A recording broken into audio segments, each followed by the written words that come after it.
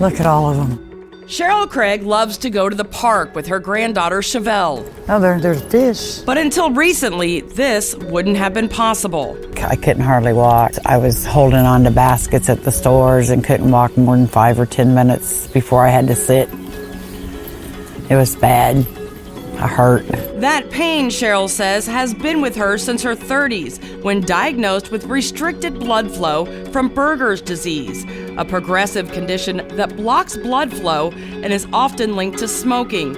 With her diagnosis came many surgeries. And it started off when I had my toes amputated, and I was like 32 when they would go in from each toe doing angioplasties through my legs to try to clear it out. Because they did so many angioplasties through my groin area, it was extremely hurtful when I'd walk. That was just a way of life for Sheryl, and it was the only way her grandchildren who live with Sheryl had ever seen her. It was really hard because it's like I couldn't do nothing to help her because I didn't know what was happening. But in the fall of 2022, when her podiatrist noticed the pulse in her feet was faint, he knew Sheryl was in trouble.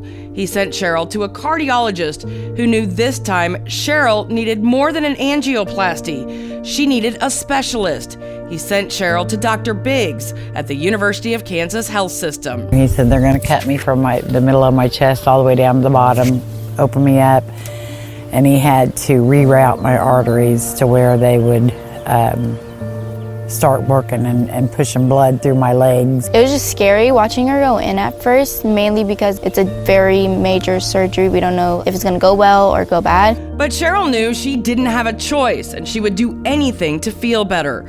That November, Dr. Biggs operated on Sheryl. She noticed a difference immediately, and so did her family. It was rough at first, but when I got up and I started realizing I could walk farther than I used to, it felt good.